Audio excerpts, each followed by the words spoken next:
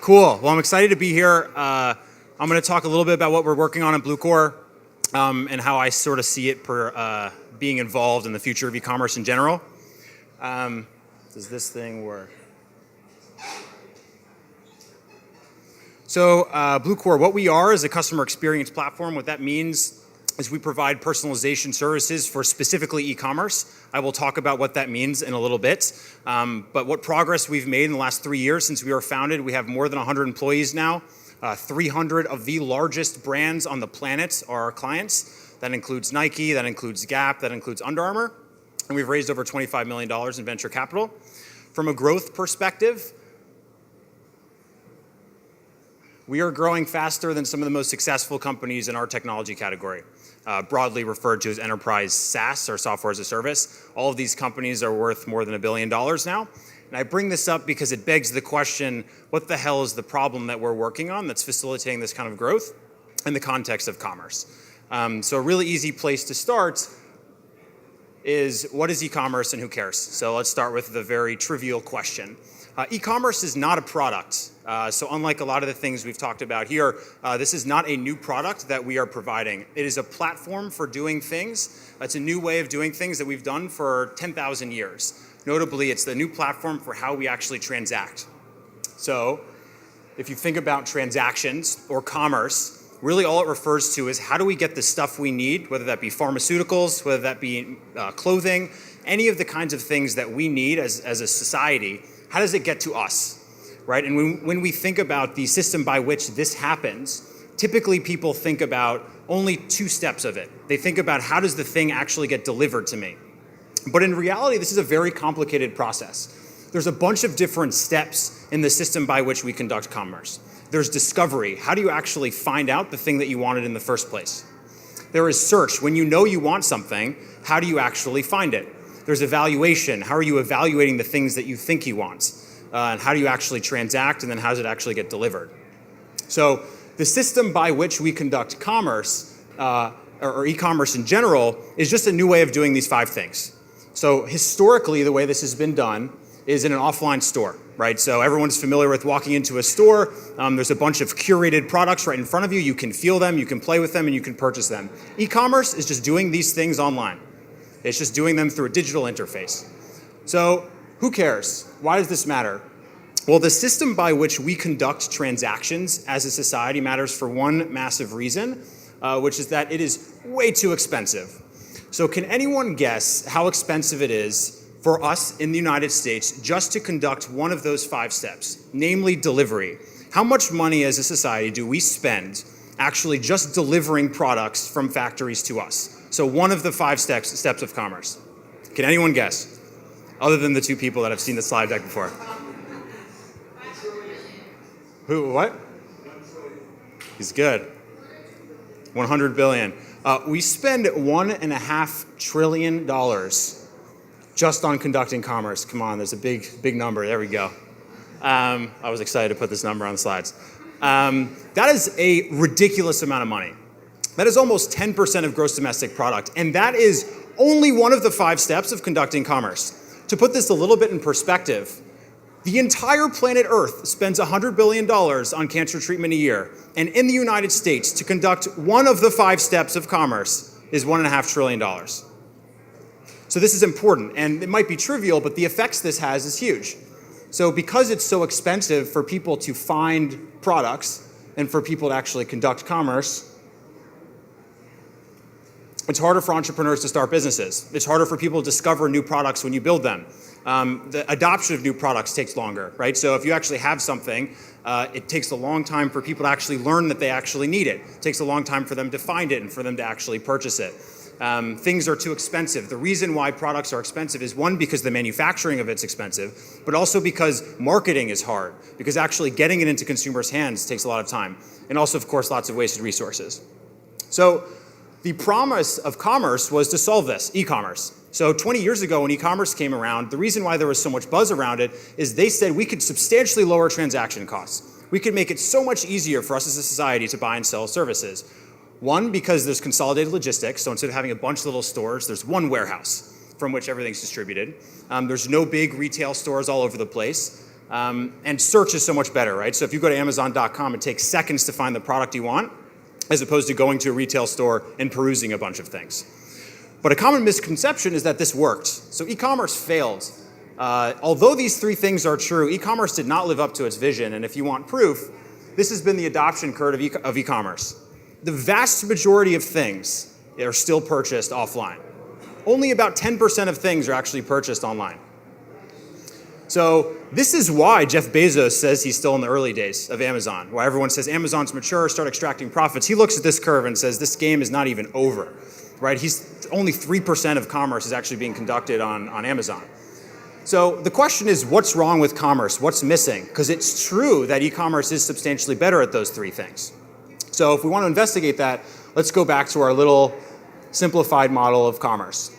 So in this world, e-commerce is clearly better at two of these five things: search and purchasing, right? So undeniably, e-commerce, it's much easier to find products that you want, and it's clearly cheaper to get them. When people typically criticize e-commerce, so when they talk about what e-commerce is missing, usually they focus on evaluation and delivery. So they talk about how there's high-touch products that you have to actually physically feel, or it takes too long to get them. But what I want to argue to you, and it's my view, that these two are not limiting factors. If you think about companies like Warby Parker, no one would have thought that you would have purchased glasses online, but they have things like home try-on. We're at a place where we have effectively 24-hour delivery. These are not limiting factors. The limiting factor is discovery. Discovery fucking sucks online. It's terrible. Nothing has come close to the offline store in the context of discovery. There has never been an innovation as incredible as the offline retail store with curated products for you to walk around and feel when it comes to actually allowing you to discover things that you did not think you wanted. So the future of e-commerce, the biggest problem that has to be solved if we want that adoption curve to change, if we want fundamentally the majority of commerce to happen online, is solving the problem of how do we make discovery happen in a digital interface. And that's what Bluecore is working on. So there are two ways to tackle this problem. Companies like Pinterest are tackling it from one perspective, which is having a third-party service where you can discover things on a third-party platform. We're focusing on something that people don't talk about as much, which is how do you enable the actual retailers themselves to facilitate discovery. So there's two different ways in which retailers can actually facilitate discovery. One is through their own store. So if you want to look at why discovery sucks so much online, the e-commerce store is not the online equivalent of an offline retail store. It's the online equivalent of a catalog. It's just a big shitty catalog with a bunch of products in it. So if you look at Staples, they're clients, so hopefully they don't get mad at me, but this is just a bunch of tabs. There's nothing that's curated to me. There's no notion of what I'm interested in. It's just essentially a search tool. And even the more sophisticated retailers, like a Nike or an Amazon, this is still just search-based. This has nothing to do with what I'm interested in. They're not using the fact that I've purchased things in the past to personalize this experience. It's just a bunch of search facets. So the e-commerce store itself sucks. The other tool that retailers have is online marketing and advertising, which also sucks. So I'm sure that everyone has seen this. So you've seen a bunch of ads that you hate because you've already purchased these products and they follow you around all over the place. You've gotten a bunch of emails that mean nothing to you and you just start unsubscribing and deleting. And I'm sure you've gotten some weird-ass SMS messages. And this all sucks. So the technology problem undergirding both of these is actually the same, right? It's the same technology problem. And the issue is that retailers live on this frontier where they can only optimize for one of two things. So Benedict Evans of Anderson Horowitz, I think, said this really well, which is all curation grows until it requires search, and all search grows until it requires curation. What effectively he's saying is that you can only have one of these two things, and they're both bad. You can either have a really curated experience, where I'm showing you exactly what you need to know, phenomenal discovery, or you can have a great search-based experience, like in Amazon, but no curation. And if you want to sort of visualize this, this is sort of the graph in which we operate, which is what's possible today. So you can either have the blue line is what's possible given technology today. You can either have really, really great search and bad curation. So there's effectively the two websites you saw before. Or you can have phenomenal curation, but really bad search. And if you think about companies that exist today where they fall, Amazon crushes search. And when people think about competing with Amazon, the reason why VCs get so excited about DTC brands or demand to consumer brands is because they understand this dynamic, which is Amazon can't compete in that bottom right corner. Warby Parker can own that. So Warby Parker can say, I'm going to build a very curated experience and I'm just going to show you exactly the brand that you want. The reason why offline stores win is they live outside of what's possible online, right? So they live sort of outside of this frontier. So the answer to solving discovery in e-commerce is breaking this continuum. And buying things online for the first time ever actually enables you to have both of these things at the same time. So broadly, what we call this at Bluecore is personalization at massive scale, which means that everyone should get a different experience based on who you are on an online store. It should be curated, but still facilitate search. So that's what we're working on at Bluecore. There's two broad technology problems that sort of are underlying solving personalization at massive scale. One is actually being able to use predictive analytics to understand who people are. So I'll talk about that in a second. And the second is just because you know who someone is or you've inferred who someone is doesn't mean you necessarily have the technology to change a site experience or change a marketing experience on the basis of it. So first, what we're working on is we actually can use predictive analytics to figure out who doesn't want to get any more annoying emails. So we're doing this for a variety of different brands, which is we can guess who's no longer engaged or who's unlikely to be engaged. We can also infer what types of new products that you maybe never knew about you would be interested in. So we can do some really cool things with data science to actually assess, we think these types of consumers or these individuals would be interested in these new things that you just merchandised. And there's a bunch of other things we're doing in inferring who customers are. In terms of changing experiences, so this is something we're doing for Nike. So the left is what they were doing before Bluecore, which is one marketing message for everyone, right? And this is why we all hate the emails that we get, because they don't mean anything.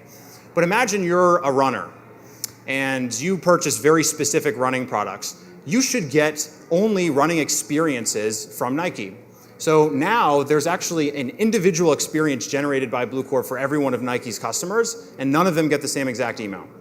And if you are someone who is a runner, you are not going to get recommended basketball products. You're only going to get a running experience. And only if you actually like being communicated to via the email channel. So we're actually facilitating them having discovery through a given channel, and only the people that want to be communicated to via it.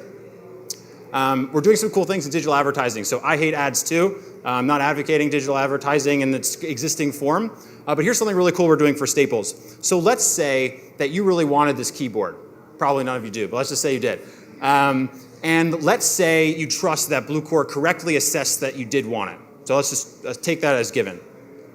But you didn't buy it because of its price. We've all done that, right? We've all found products and wanted them, but didn't buy it because of the price that it was at. And let's say 2 weeks later it dropped in price to a price that you would buy it. How would you find out? You wouldn't, right? There's no way for you to discover the fact that now it's actually lower and you would buy it. So what we're doing is we're actually using digital advertising as a discovery channel to provision useful information to consumers. So we're actually doing this for Staples, where only for the people that wanted it but didn't buy it due to price, we will notify them if the price drops to a threshold that we think they would buy it at. So it's becoming a useful discovery tool for pricing. We do the same thing for inventory levels, right? So let's say you wanted something, but it was out of stock, and then it comes back in stock. We'll notify people that didn't buy it or were unable to buy it because it was unavailable. So I don't have time to talk about all the different things that we're working on, but a little bit about sort of where we're going. The two main focuses for us are one, we want to focus on making better predictions about who you are. So obviously, everyone here is aware of all of the really cool things going on with AI, machine learning, predictive analytics, data science. We want to take all the innovations happening in those fields and use it to better predict things about consumers and what consumers want. Which means, how do we make the digital experience one that you can find things you didn't know that you wanted in the first place, and facilitating e-commerce companies actually enabling them to do that to their own consumers. And second, notice everything we focus on thus far has been with marketing and advertising. We're actually going to move into the e-commerce store. So in the next few months, there's going to be a very cool pilot where, depending on your preferences, when you go to one of the big brand names, which I can't say yet, you're going to see a completely different experience depending on what we think you would like, based on what you've done in the past. So everyone will have a very unique, curated experience, but still have that really robust search. So really facilitating personalization at a big scale. So in conclusion, the future of e-commerce is about solving this big problem of discovery. That is the big thing that we're working on at Bluecore, and we will continue working on, and hope this was fun. Thanks, folks. Oh, hold on. And I just wanted to give a big shout out to Michael Weiss and Marcus Jecklin for having the grit to put together such a phenomenal event. I just want a big round of applause for them.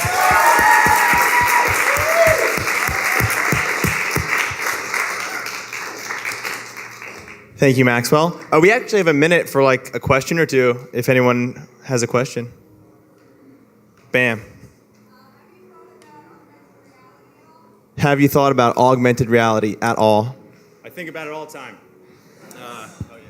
In the context of what we're working on now, no. I think there's some really interesting things that other companies are working on in terms of facilitating that evaluation step. So one thing that VR can be really helpful for is instead of doing home try-on, which is sort of an expensive form of evaluating something online, I could actually try it on in a VR experience, right, and see if I actually like the product itself.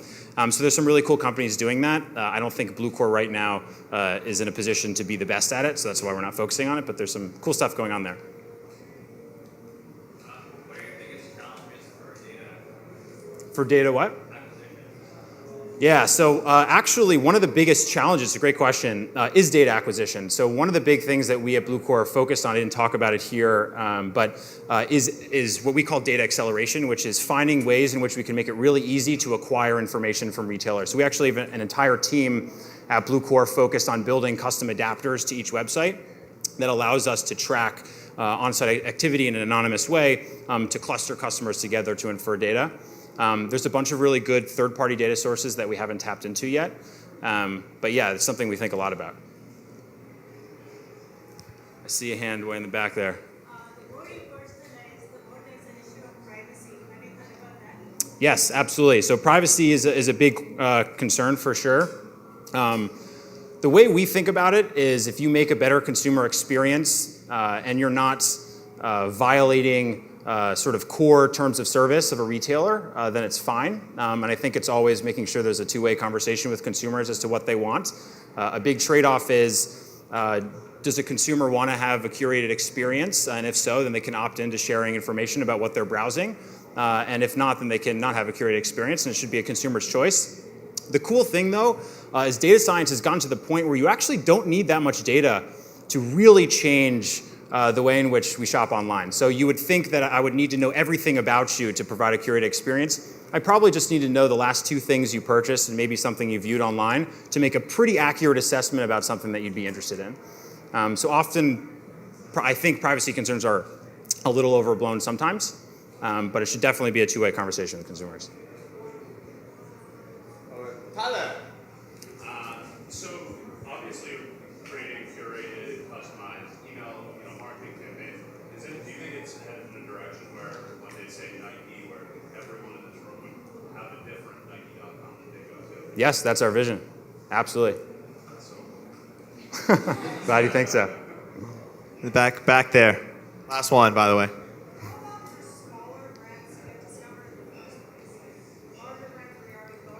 Yep. Yeah, totally great question. So two things. One, I think for smaller brands, remember I was saying that there's sort of two ways to tackle the problem of discovery. One is from the brand perspective and one is from a third-party network perspective. I think for smaller brands, folks like Pinterest are super important because they are the platform on which you discover things online.